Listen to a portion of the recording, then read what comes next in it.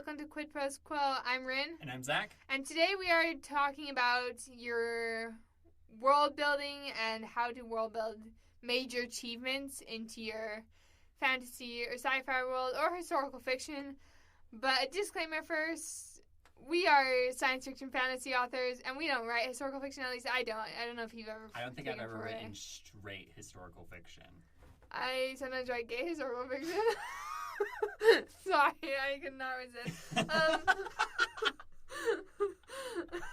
But anyways, I guess I walked into that one. You really did.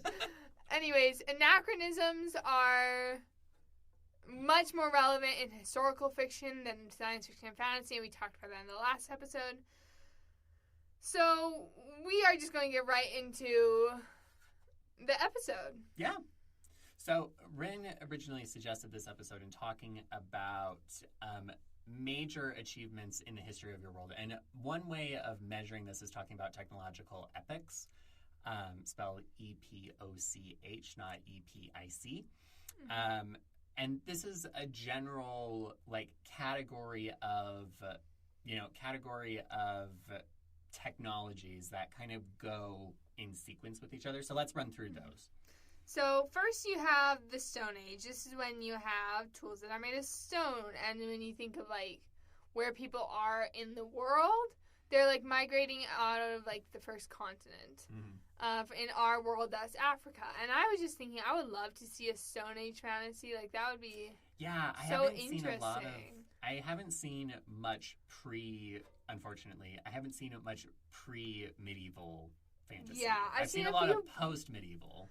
Yes, I've seen a few Bronze Age fantasies, but mostly from other people who are it's their work in progress, and I've just been privileged enough to read a couple chapters out of their whips. Yeah. But it'll be really these early eras are so rich of untapped potential or something like that. I don't know how to say that.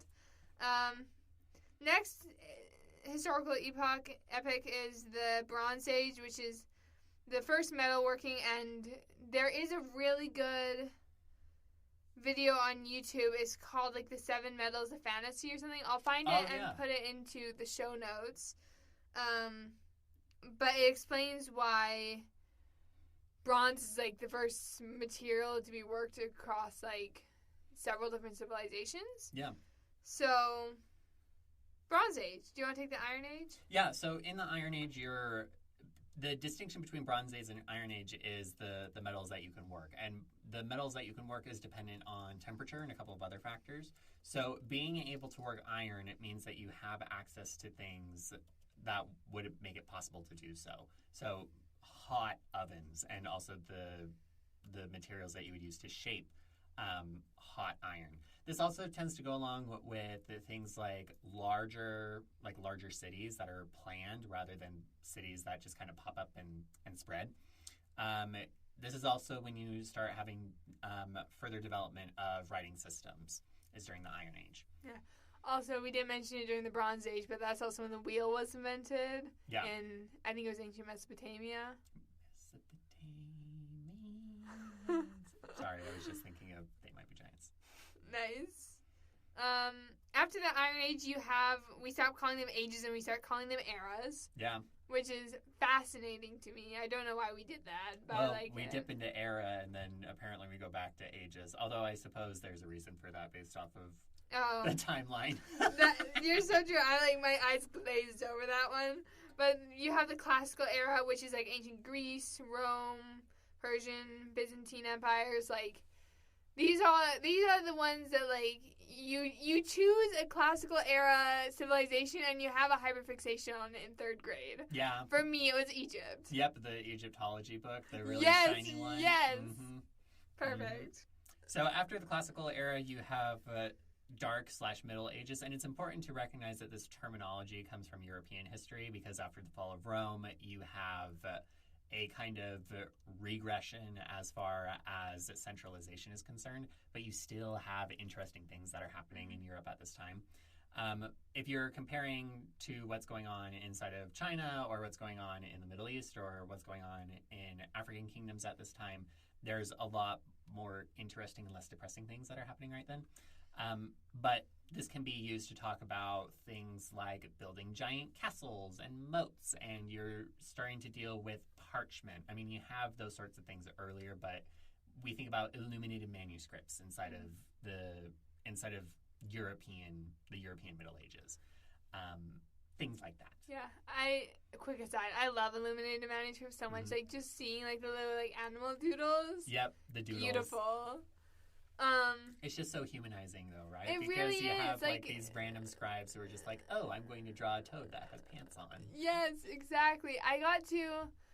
Let's see, I must have been a senior in high school, and I got to go visit Yale for, like, an academic competition, and they have, like, their, like, rare books library. Yeah.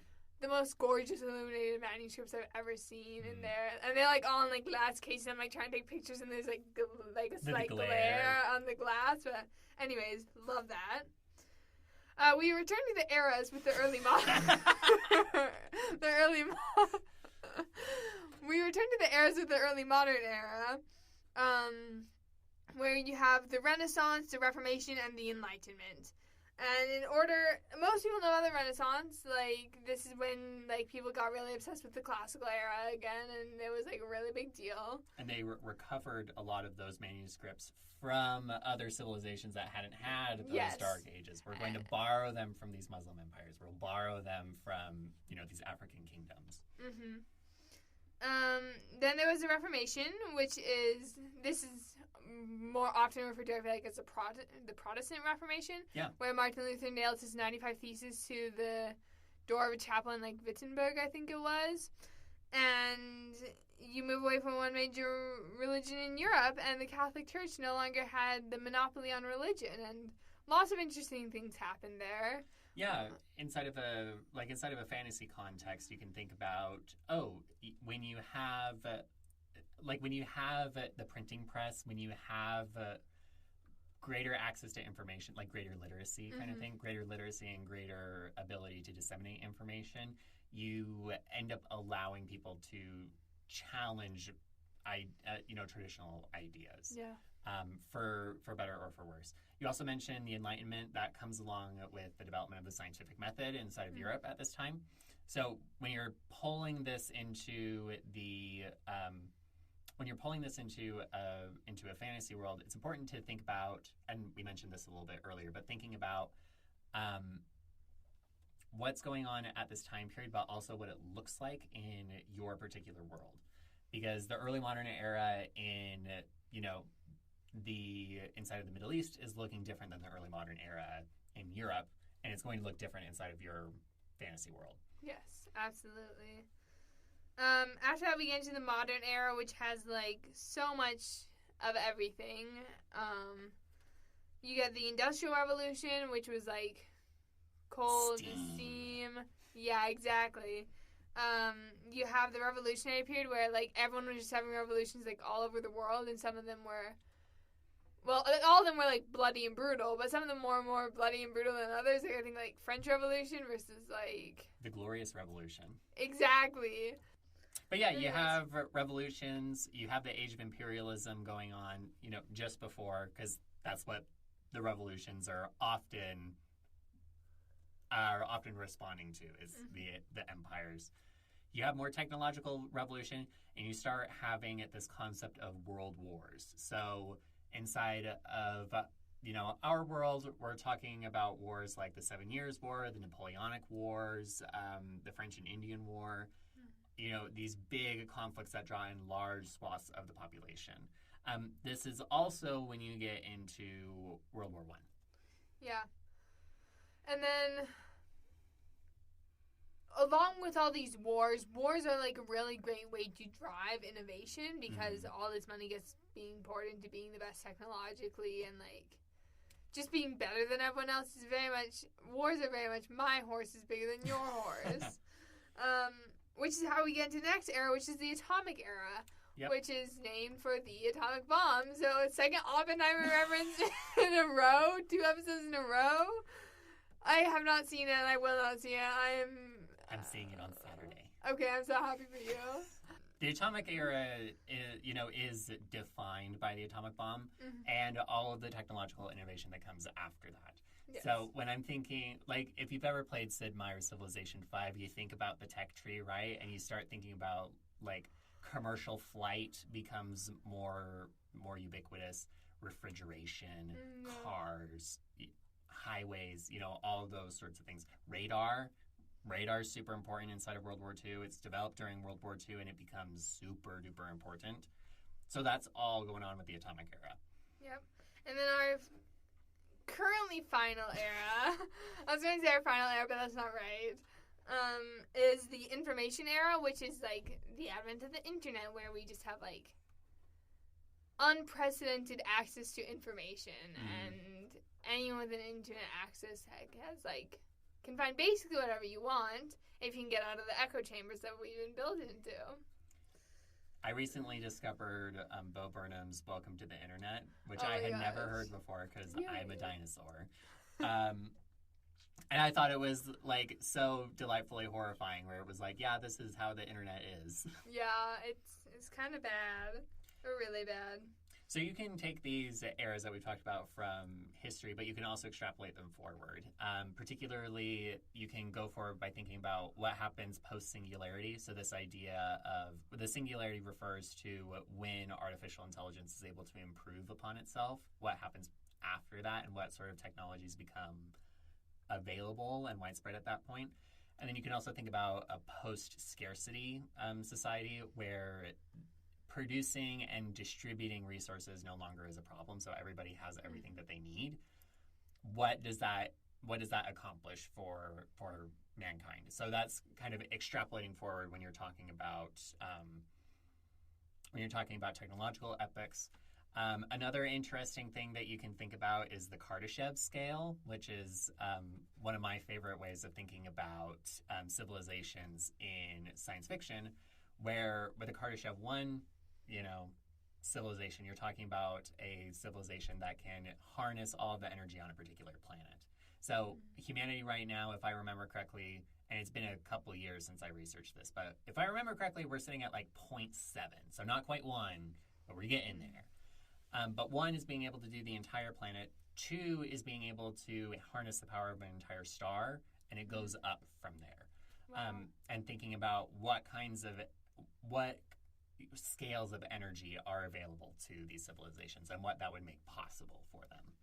That's super cool. I've never heard of this scale before. Oh, maybe we should do an extended episode. I'm going to ask you to, extended episode. I'm also going to ask you to put in the show notes. I'm making a note for you to put in stuff in the show notes. Of course, you can also think about, like, the 7 wonders of your world here. I think it would be so cool to have more fantasy civilizations that have one really cool, like, architectural thing, or, like, not the pyramids. Like, don't just rip off the pyramids, but, like, or, like, the Hanging Gardens of Babylon. But, like, come up with something, like, this super sick and original. Like, maybe the Pyramid Gardens. The upside-down pyramids. Exactly. And as my final thing I'll say about this is I think it can be really fun to mash up eras. Where like my world of Asphodel, which does not have a better title than just Asphodel right now. We've been working on it for years and it's not making progress. But it's a blend of classical and information eras because it's technically probably like post-information era because this is dystopia. But it's like there's so many like classical inspirations. Like this is, I think I may have mentioned it on the podcast before, where I'm like, this is my for fans of Percy Jackson who've grown up. It's Greek gods in a dystopian society. Yeah. Anyways, Zach, do you have anything else to add for this episode?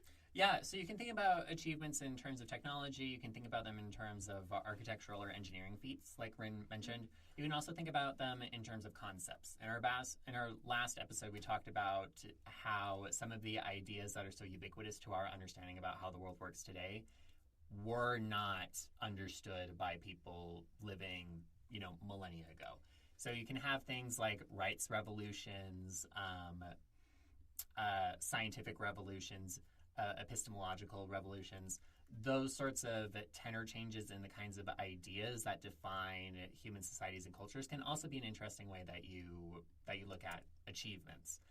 But whatever you do, you're using these in order to add more depth into the history, the culture, and the technology of your world. Yeah, that is such a great way to wrap up the episode. Good job. This has been Quid Pros Quo. Thank you so much for tuning in. We'll see you next week. Quid Pros Quo is hosted by DC Winters and CK Jensen. If you like this episode, be sure to leave us a rating. And if you'd like to contact us, you can email us at quidprosquo@gmail.com. For more episodes, check us out on Spotify, Apple Podcasts, or wherever else you get your podcasts.